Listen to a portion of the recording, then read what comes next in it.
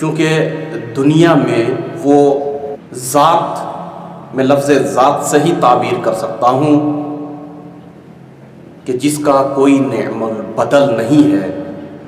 جس کا کوئی ثانی نہیں ہے، جس کا کوئی نظیر نہیں ہے، اور وہ ذات ہے ماں کی ذات۔ عربی میں کہتے ہیں، اردو میں ماں کہتے ہیں، مگر حقیقت یہ ہے ماں کو مصدر کہا جاتا ہے، اور ماں وہ ذات ہے کہ جو خود بھوک کا، پیاسا، تشنا، یہ تمام غموں کو برداشت کر لیتی ہے، مگر اولاد کو کبھی بھوکی پیاسی نہیں دیکھ پاتی۔ خود وہ پرانا زمانہ بھی تصور کیجئے، سردیاں برداشت کر لیں گی، بچوں کو برداشت نہیں کرنے دیتی، گرمیاں اپنے اوپر لے لیں گی مگر بچوں کو برداشت نہیں کرنے دیں گی، خود مسکراتی رہے گی مگر کسی بھی درد و بلا اگر بچوں کے سامنے آ جائے تو ان تک پہنچنے نہیں دے گی۔ یہ ماں ہوتی ہے۔ انسان تو اعلیٰ ذات ہے اور اشرف المخلوقات ہے۔ انسان بطور اتمم اس فطرت کو، نیچر کو اور اس سے مزین ہے، جبکہ آپ حیوان کو بھی دیکھ لیجئے کہ وہ جو مرغی کل ایک بلی سے ڈرتی تھی مگر جب آج اس کے بچے ہو گئے تو اس بچے کی خاطر وہ بلی سے بھی لڑ لیتی ہے، وہ اپنے سے بڑے یعنی کسی اور حیوان سے بھی مقابلہ کر لیتی ہے، مگر بچوں کو کوئی گزند اور نقصان پہنچنے نہیں دیتی۔ یہ ہے ماں کی ذات، یعنی ماں کے اندر خدائی چھلکتی ہے۔ یہی وجہ ہے کہ خدا نے کہا میں رب کبیر ہوں، والدین رب صغیر ہیں،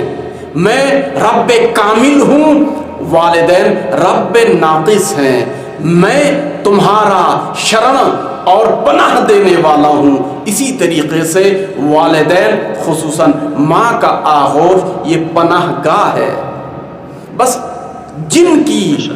یہ نعمتیں موجود ہیں وہ ان کی قدر کرنا جانے، چونکہ صرف یہی نہیں، ہم نے انبیاء کو دیکھا ماں کی آغوش میں پناہ لیتے ہوئے۔ ایک ایک جملے پہ توجہ دیجیے گا، چونکہ مجھ سے کہا گیا کہ بہت ہی کم ٹائم میں ختم کر دوں اس مجلس کو، کہ انبیاء جس آغوش میں پناہ لے، اللہ اکبر۔ میں مرسل اعظم کے بارے میں 2 جملہ عرض کر دوں، چونکہ مرسل اعظم تاجدار نبوت، تمام انبیاء کے سردار، کہ جس سے اور جن کی معنویت سے، جن کے نور سے دوسرے انبیاء منور ہو جائیں، جن کی عطوفت سے دوسرے انبیاء رحم و کرم کا درس لیں، جن کی شفقت سے دوسرے انبیاء پائیداری اور استحکام لیں، وہ انبیاء تاجدار مرسل اعظم بھی اگر آپ تصور کریں گے تو تاریخ میں دیکھیں گے کہ وہ اپنی والدہ کے انتقال کے بعد، وفات کے بعد بہت ہی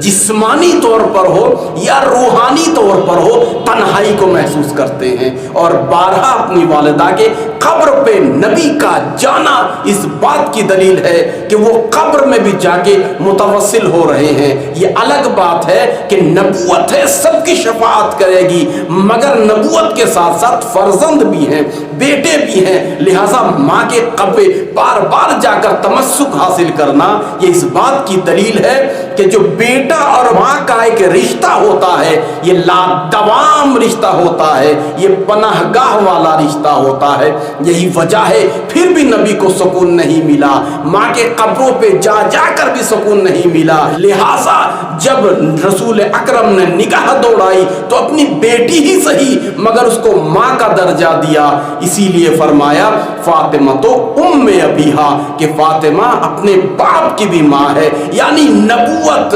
ہزار مقاصد کے لیے احادیث کو بیان فرماتے ہیں، مگر ان ہزار مقاصد کے اندر ایک مقصد ہم کو یہ نظر آتا ہے کہ نبی کو اپنی ماں کی یہ جو تنہائی ہے، گیپ ہے، خلا ہے، اس کو فیل کرتے تھے، احساس کرتے تھے، لہٰذا اس کمی کو پورا کرنے کے لیے جناب فاطمہ الزہرا سلام اللہ علیہا کو اپنی بیٹی ہونے کے باوجود ماں کہہ کر پکارا۔ دوستو میرے عزیزو، جہاں جہاں بھی آپ حضرات تشریف رکھتے ہیں، خداوند عالم ہماری یہی دعا ہے کہ ماں کا سایہ آپ کے سروں پر برقرار رکھے، مگر یہ انمول ذات اور یہ موتی، یہ گوہر، یہ صدف، یہ در جس کے ہاتھ سے چلا گیا، بہرحال اس کو ہم تسلیت عرض کرتے ہیں اور صبر جمیل کی تلقین کرتے ہیں۔ ہم سے زیادہ وہ افراد سمجھ سکتے ہیں کہ جن کے ہاتھ سے یہ نعمت چلی گئی ہے، یہاں تک کہ ہم اور ہماری بساط کیا ہے، ہماری ذات کیا ہے۔ میں نے عرض کیا فاطمہ الزہرا سلام اللہ علیہا نے بھی احساس کیا،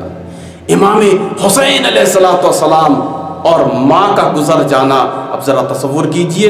حسین علیہ السلام جیسے پرعزم شخصیت کہ جو 80,000 کے مقابلے میں 72 کے ساتھ کھڑے ہوں، کیا مستحکم والی ذات ہے،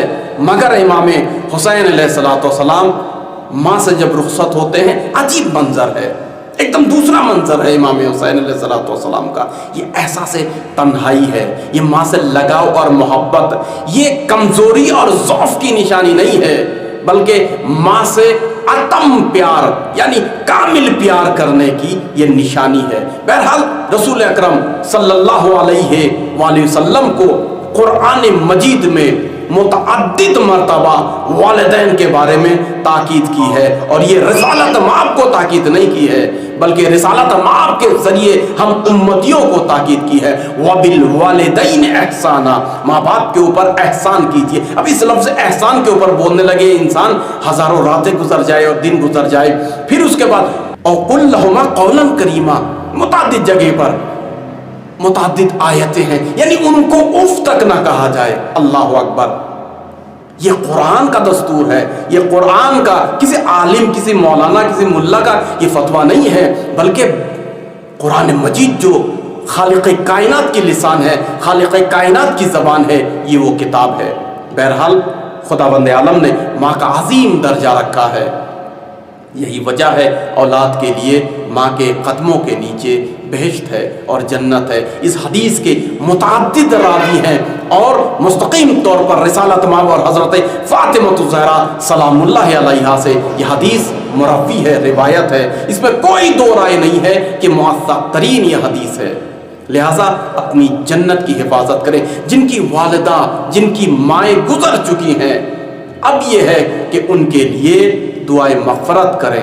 ان کے لیے نیک کام کریں، ان کے لیے اعمال کریں۔ میں آپ کو اس طریقے سے عرض کروں، کچھ نہیں کر سکتے، ایک فاتحہ تو پڑھ سکتے ہیں۔ ایک فاتحہ بھی آپ کے پاس اگر پڑھنے کا ٹائم نہیں ہے تو وائے ہو ہماری زندگی کے اوپر کم از کم ایک صلوات تو آپ پڑھ سکتے ہیں۔ آپ کو معلوم ہے، ہم لوگ سمجھتے ہیں لفظ صلوات جو ہے یہ بہت ایزی ہے، مگر اتنا ایزی نہیں ہے۔ ہمارے دہن سے نکلتا ہے تو عرش تک پہنچتا ہے، جہاں تک پہنچتا ہے ان فضاؤں میں جتنی مخلوقات ہے، فرشتے ہو یا جتنے بھی اور دیگر یا سکان سماوات ہو، جن تک یہ صلوات پہنچتے ہیں، پھر وہ بھی صلوات ہمارے صلوات کے ساتھ پڑھتے رہتے ہیں۔ تو ایک انسان نے ایک صلوات پڑھا اور اس کے ساتھ پھر صلوات کا قافلہ جڑتا جاتا ہے۔ اسی طریقے سے ہزاروں، لاکھوں، ملین صلوات کا ثواب آپ کی والدہ کو پہنچے گا۔ ایک صلوات پڑھنے کا نتیجہ یہ ہے۔ لہٰذا انسان اتنا تو کر سکتا ہے، ڈرائیونگ کر رہا ہے، گاڑی چلا رہا ہے، گھر میں ہے، کوئی بھی کام کر رہا ہے، کام کاج کے درمیان کم از کم 5-10 مرتبہ اپنے والدین کے لیے، خصوصاً والدہ کے لیے صلوات پڑھ کے ثواب تو دے سکتا ہے نا، یہ کم از کم تو انسان کر سکتا ہے۔ بہرحال اب جو گزر چکے ہیں ان کے لیے چونکہ توبہ اور مغفرت کا دروازہ بند ہے، بس ایک صورت ہے کہ ان کے جو علاوہ ہیں، یعنی ان کے نسل ہے، دیگر افراد ہے جو دنیا میں ہیں، ان کی نیابت میں وہ ان کو جو ہے وہ بخش سکتے ہیں، اور ان کے توبہ کا دروازہ زندہ رہنے والے اشخاص ہیں۔ بس اس بات کو